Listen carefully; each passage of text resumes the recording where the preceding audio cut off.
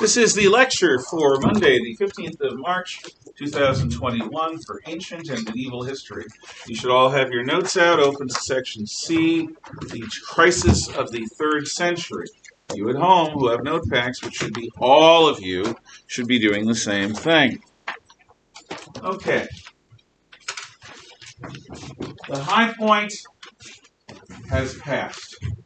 Now, do people in historical periods know when they're in a golden age? No. No. Usually they don't, because every golden age still has its problems. However, do people notice when the golden age is over? Oh, yeah. Oh, hell yes. For example, when I was born, the United States, even though we were in a nasty Cold War with the Soviets, was, without question, the dominant power in the world. Outside of the communist bloc, we had the best industry. Our spacecraft were doing things the Russians didn't know how to do, and we went to the moon. So far, nobody else has done so. Now, since then, we have a society, let's see, that in the last half century or so has become so narcissistic and self-obsessed that the biggest questions are girls and boys really girls and boys? Or are they something else? Or should people who were never slaves be given reparations by people who never were slave owners? And I could go on. It is like we are in cloud cuckoo land, crazy town, and it's just getting worse. Ryland, are we building spaceships? No. Elon Musk is. The Russians and Chinese are. We're not.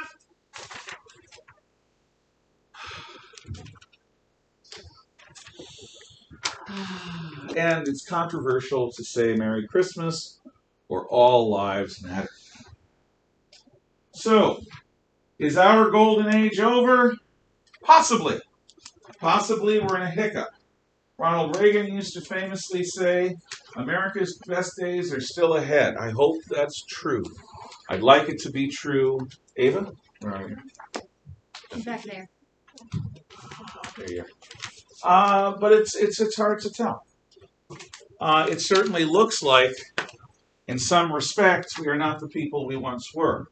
We are not as brave, as tough, as courageous, as ambitious, as forward-looking as we used to be. Instead, we're trying to decide questions of theology, questions of reality.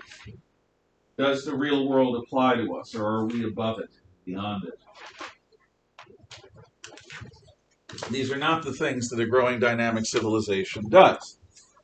So, did the Romans know that their golden age, or silver age, whatever you want to call it, was over after the death of Marcus Aurelius and the death of Commodus?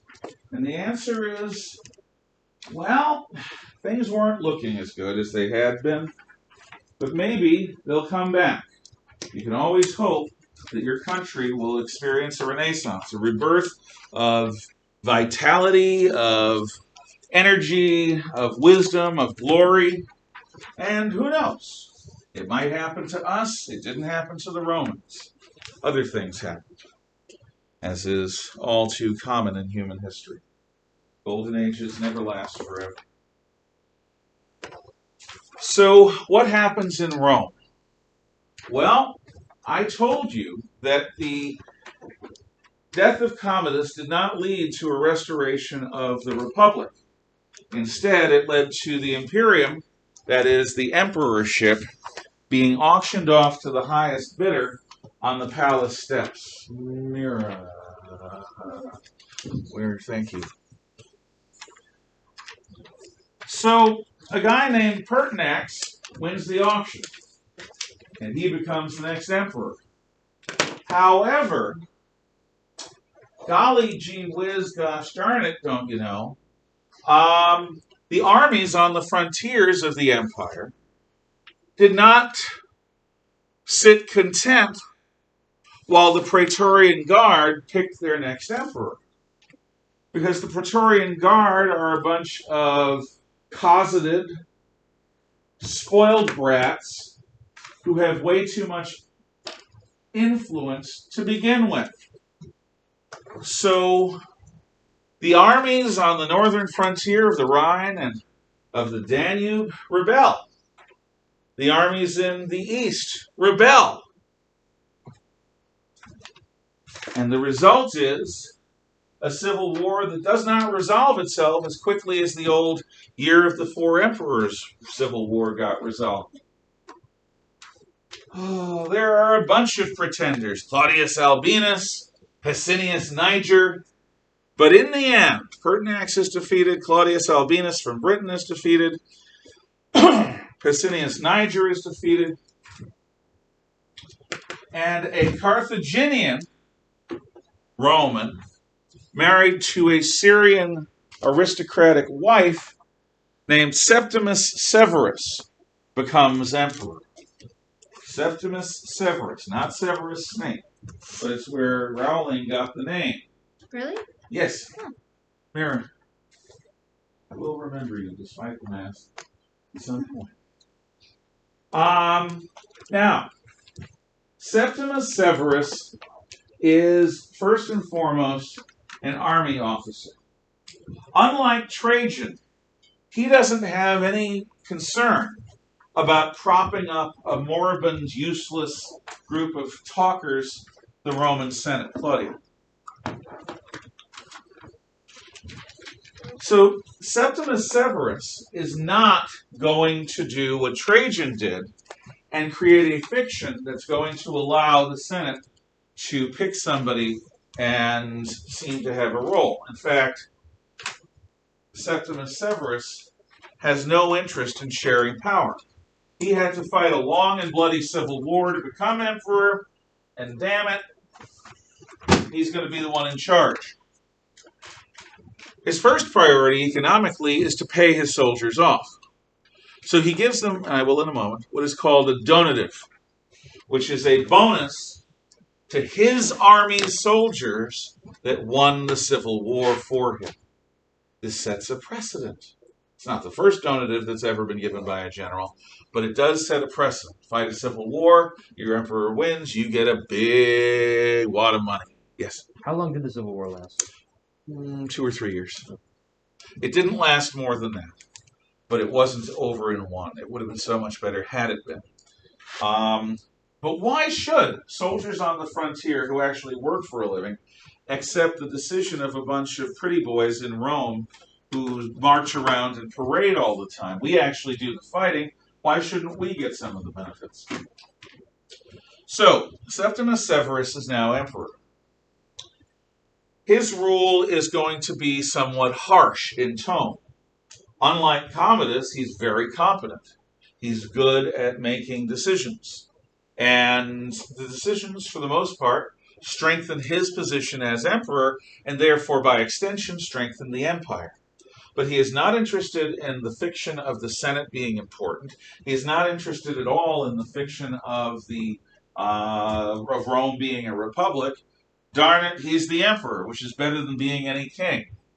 And he acts like a king.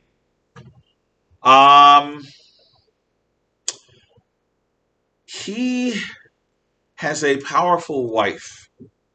And there are a group of Syrian women that are going to follow in the wake of Septimus because of their relationship to him as wife or sister-in-law or daughter-in-law. Julia Domina is the wife of Septimus, I believe, and Julia Mamaea is another female relative.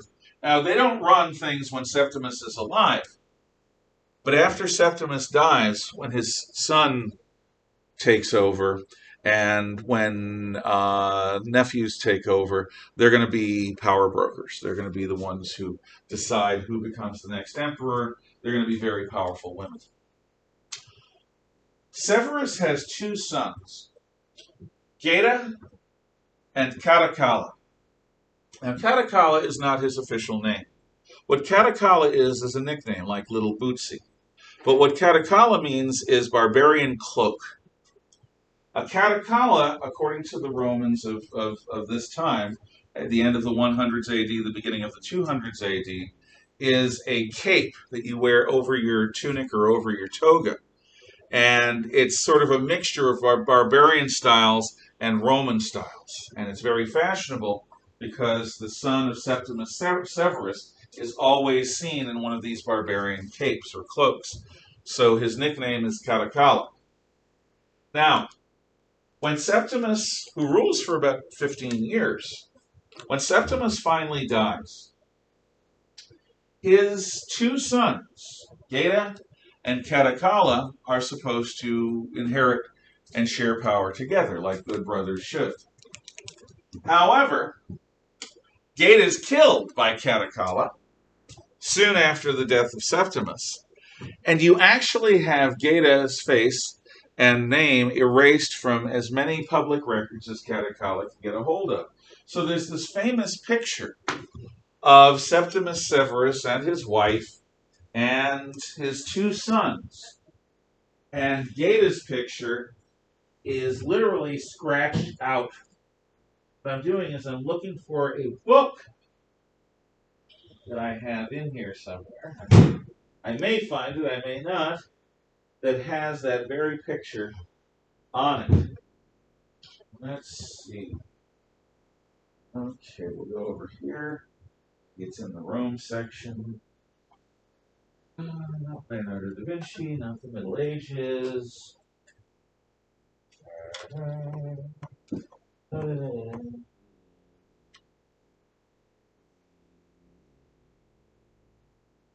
No, it does not seem to be here. Well, that's a shame. Did you look it up? When it happens, I couldn't look up, I suppose. Anyway, I'm describing it. That's enough. It's pretty easy to see. Imagine. So, what you've got is a picture of big, bearded, smiling Severus, Septimus Severus, sort of rosy cheeks, like Santa Claus, but Roman. And next to him is his wife. And then there's little Caracalla, who's like a 6-year-old boy with flowing locks. And then there's this black circle of clearly scraped away paint.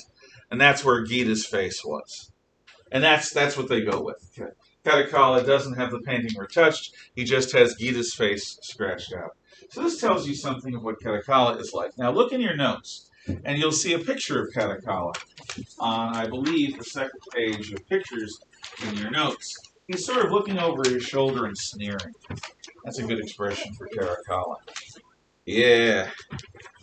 Yeah, he's under Lucius Verus, and he's looking over his shoulder and sneering. Yep, right here. Sort of a, you talking to me? Are you talking to me expression?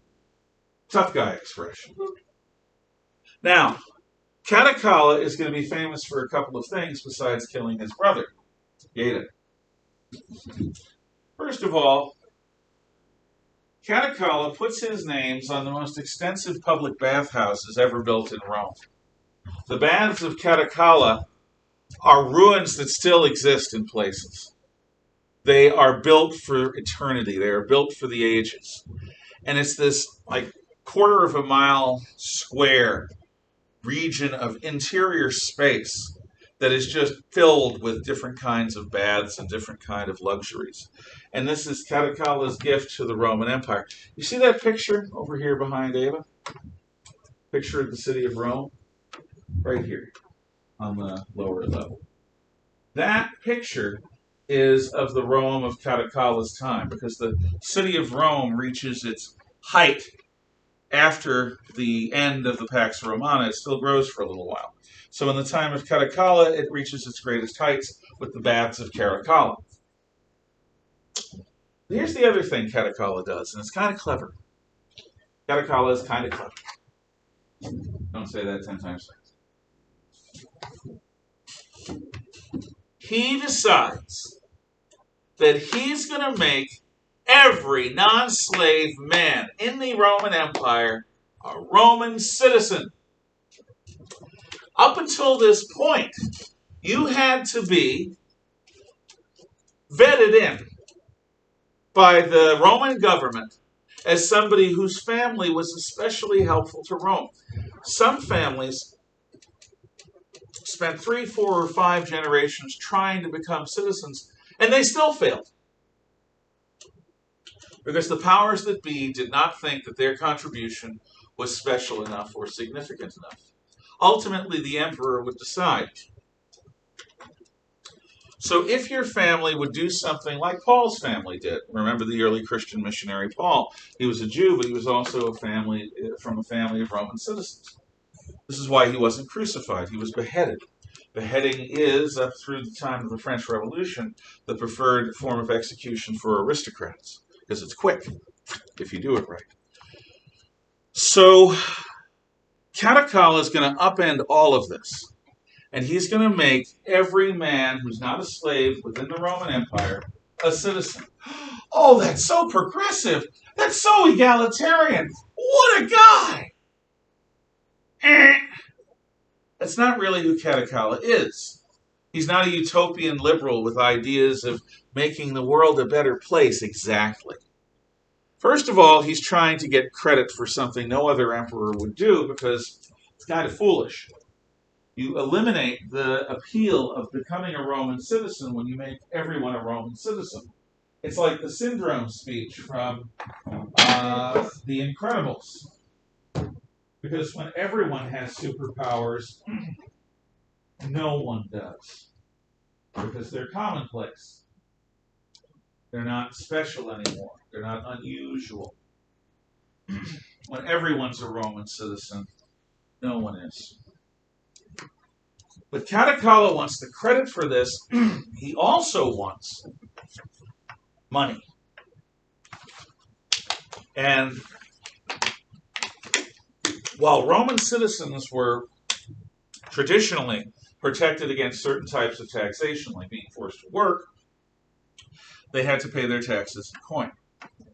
So Caracalla is going to want that coin. But if you think, I don't know why, got a rivet in my throat. If you think that suddenly there's liberty in Rome and Caracalla is the Abraham Lincoln that brings freedom to the Romans, what Caracalla does is he creates a new legal distinction between different types of Roman citizens. One type of Roman citizen are called honestiores. Honestiores are the honorable ones. And honestiores have all the privileges of the old-style Roman citizen. They can't be made to work. They are executed by being beheaded. They have a right to appeal to the emperor. Very small group, the honestiores. Oh, and Caracalla can eliminate any former Roman citizen from the rolls of the honestiores if they don't pay him off. So you could have a family of Roman citizens for 200 years. Caracalla comes along, makes everyone a Roman citizen, and then strips you from the ranks of the honorable ones, the honestiores. The other group of Roman citizens are the humiliores, the humiliated or humble ones. Humiliores. And these words are in your notes later on in the 3rd century. The humiliores, Humiliores, they're Roman citizens in name only. They're rhinos, Romans in name only, because these Roman citizens do not have the rights that had been traditionally afforded to Roman citizens. They can be made to work, pay their taxes in the form of labor. They can be executed in any number of nasty ways. They can be tortured. Basically, they are citizens in name only or Romans in name only. So Caracalla has twisted the definition. It's a very, very 21st century American thing to do. You come up with the name of something that seems to be making things better for so many people, but in fact, you're actually taking rights away from people by renaming them By changing the words people use, you actually make things worse.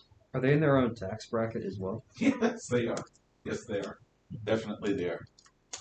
So, Katakala is known for these things.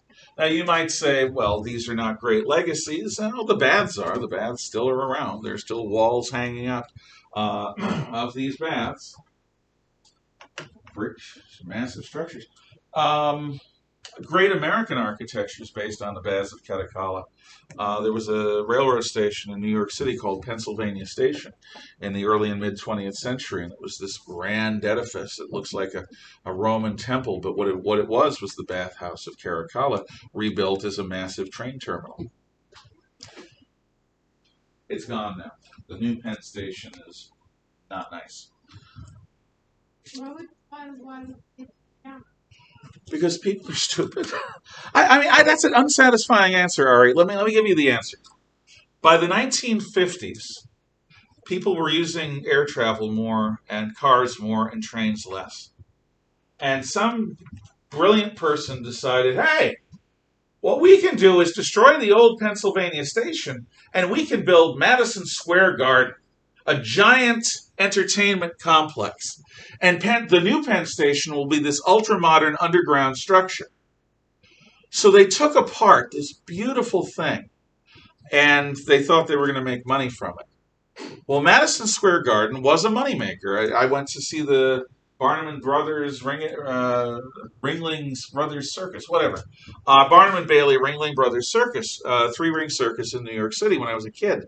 I've been to Madison Square Garden a couple of times. I don't remember what else I saw. It's massive theater and arena.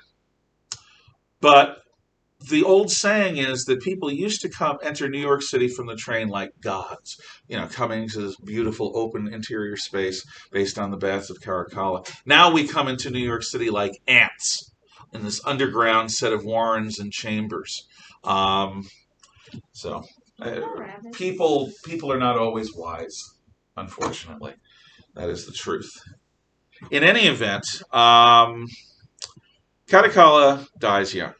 Oops. So who's going to become emperor now? Well, the Julias decide that the nephew of Septimus Severus, a guy named Heliogabalus or Elagabalus, he should be the next emperor.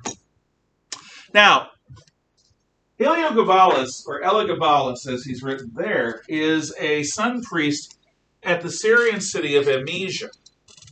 And the sun god of Amnesia is a phallic-shaped meteorite that fell from the sky, shaped a bit like a male member. I didn't make this up. This is history. So, Heliogabalus, who had been a sun priest of this weird sun god, this giant black meteor, is called to Rome to be the new emperor. Heliogabalus is a little younger than you. He's about 8th grade age. And he comes into Rome in a parade wearing women's clothes. A combination of his priestly robes and in drag. Heliogabalus, or Elagabalus, is not the first homosexual emperor of Rome. However, excuse the bluntness, but it is part of the history. All of the other Roman emperors who were either bisexual or homosexual tended to play the man's role in the act of copulation. Heliogabalus was very public and upfront about playing the feminine role. This 13 or 14-year-old emperor who is openly defying social norms in so many ways starts to try to force the Romans to worship the sun god of Amnesia. Oh, he gets killed real fast because the Romans will put up with all sorts of things. But a 13-year-old, 14-year-old transvestite boy king who insists on interfering with their religion is not one of them. So he dies. His brother, Alexander Severus, then becomes emperor. Alexander Severus is a nice boy. He's the good son. He is dutiful. He works hard. He wants to be a good emperor so bad. Alexander Severus has a pantheistic altar that he brings with him everywhere. And on this altar are statues of Orpheus, the Greek hero that went to Hades and came back alive. Moses is on his thing as a great prophet. Jesus is on there. Mithra is on there. In general terms, what Alexander Severus believes is that all the religions have a bit of truth in them. And so he tries to worship all the gods, which is not an uncommon view at that time. And it certainly speaks of his attention to duty. He is trying to be the best person he can be, and one of the ways he does this is he tries to seek wisdom from all of the various religious traditions that he respects within the empire. Okay. Alexander Severus reigns during the 220s AD. However, things are beginning to change in the 220s AD. One thing that changes is that the Parthian Empire, that tottering edifice that keeps getting smacked around by Rome, finally falls. And we have the rise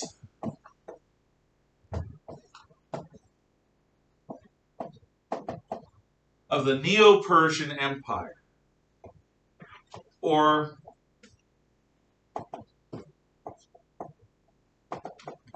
the Sassanid Empire. The Sassanid or Neo-Persian Empire conquers Parthia. And they are not pushovers. They're Iranian, not Iraqi. Their people are warrior horsemen. They are not city folk like the Iraqis or the Mesopotamians tend to be. The Sassanids have a new type of soldier called the cataphract. The cataphract is the forerunner of the medieval armored knight. The cataphract is a heavy horseman wearing armor from head to toe. And the horse also wears armor from head to toe. The cataphract is bound to the horse not by stirrups, but by something else, and therefore can use heavier weapons. And when the cataphracts charge, it's very hard to stand up to them. They're not clumsy and unwieldy like Hannibal's elephants. They are tough. Another thing the Sassanids have, the Neo-Persian Empire has, is they have Zoroastrian back. They take Zoroastrianism and make it their state religion. So by unifying the power of the church of Zoroaster and the state, the Neo-Persian Empire, they actually create a synergy between the two that's going to strengthen them both. To be a good Zoroastrian, you've got to be a loyal Persian. To be a loyal Persian, you've got to be a good Zoroastrian. This unity of church and state is very typical of non-Roman societies, and it's going to give Persia an edge. Oh, and the Sassanids want all their old lands back, including Egypt, Syria, and Anatolia, Asia Minor, Thrace, maybe even parts of Greece. They want it back the way it used to be. So they've got a fire in their belly. This increases the threat on the eastern frontier fivefold. The Parthians at the end of their reign were about 1/5 as dangerous to Rome as the Sassanid Persians. And the Sassanid Persians are going to begin to make trouble on Rome's eastern frontier very, very soon. Another thing that begins to happen during the 220s is the Goths displace German tribes. That's not a G, that's a squiggle. German tribes. The Goths don't reach the Roman world yet, far from it. But you know what happens when you toss a boulder into a still lake? There's a big splash, and waves go out and they fill the entire lake for a little while. That's the Goths. The Goths crossed the Baltic Sea from Sweden into northern Europe. When they do this, enter Europe about here, they cross over and they enter Europe about here. The people who used to live here push the people south and west.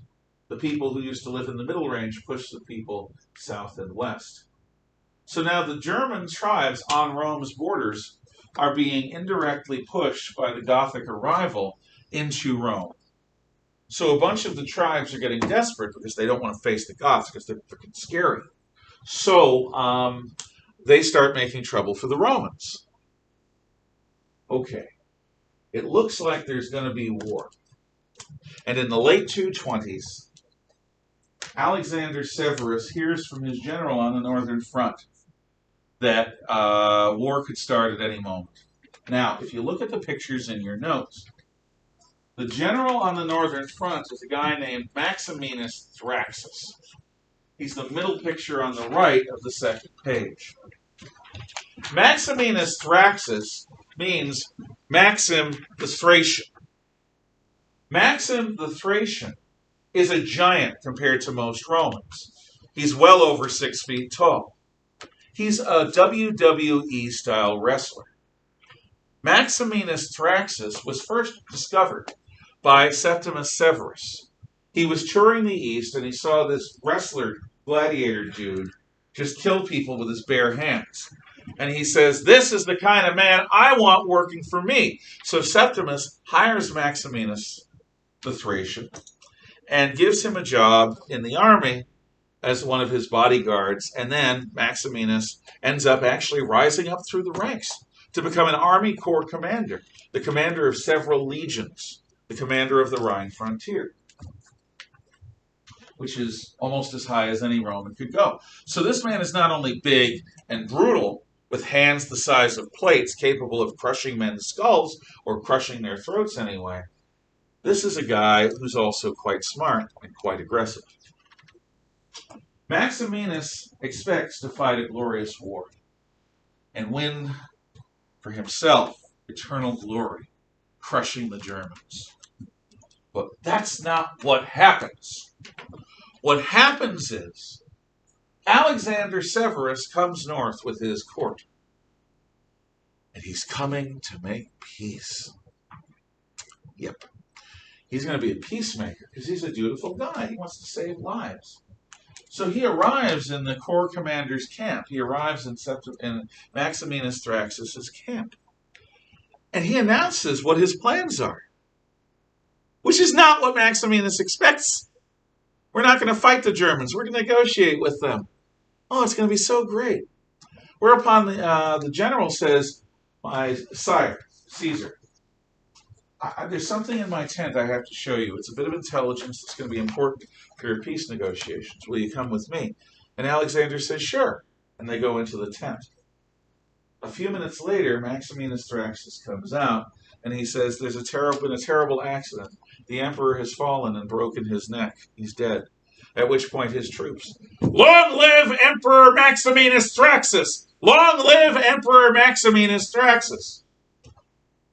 This was no shark. This was no boating accident. This was no shark attack.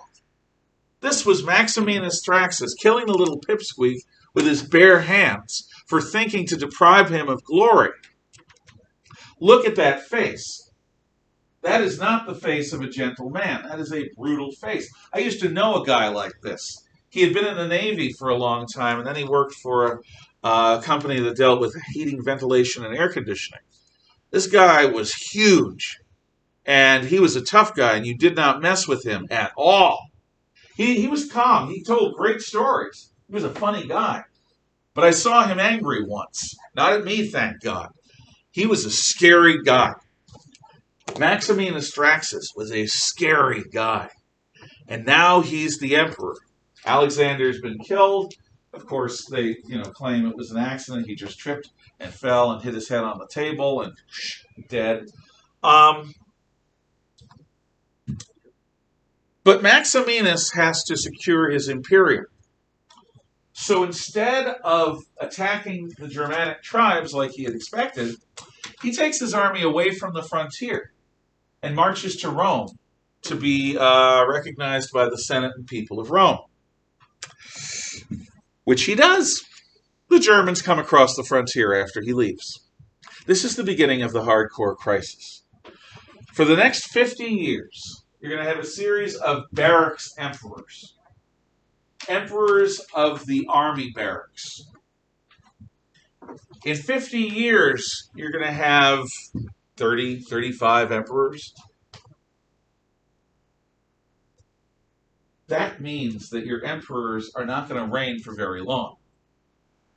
The empire, during this time, is actually going to split in three. Invasions by the Goths, the Germans, and the Persians are going to occur. But instead of fighting the invaders, for the most part, Rome's main armies are fighting one another in an ongoing 50-year civil war. 50 years. In 1971, we were 50 years ago. President Nixon was still in his first term. We were still fighting in Vietnam. We were still sending rocket ships to the moon and back to the Earth again. In 1971, nobody had a personal computer. The only computers existed in businesses and in the U.S. Pentagon, our military high command. The most advanced technology was broadcast television, not even cable. Pong had not been invented in 1971. That's a long time ago. 50-year civil war. From the early 230s AD to the early 280s AD. And Rome's armies do exactly the wrong thing. Because why on earth should we follow that Thracian wrestler, murderer, giant? So the other armies do what they did in the civil war after Commodus and in the civil war the year of the four emperors. They pull away from the frontiers to start fighting one another. However, unlike the Civil War of 69-70 and the Civil War after the death of Commodus, this time there are serious foreign enemies that immediately take advantage and cross into Roman territory, Germans, Goths, and Persians. And the Roman armies are going to slaughter one another in an ongoing bloodbath to the point where they almost annihilate themselves. The empire shatters in three. Money stops holding its value. The empire comes this close to falling. And had the empire fallen in the 3rd century, it was still pagan, not Christian. Christian church carries civilization from ancient times to medieval times. That would not have happened. The Dark Age would have been much longer than it was. And Constantine hadn't ruled, so there was no city of Constantinople. So there was no strong Eastern Roman Empire to hold on for 1,000 years after the fall of the West. Had the Roman Empire fallen in the 3rd century, the history of everything would have been different, and dare I say, much, much worse. So, where we're going to leave it is Maximinus, the ongoing civil war. Any questions, comments, or thoughts? Well, there is one other thing. You took it. You took your quiz, right? Yep. Okay. Thank you. Come again.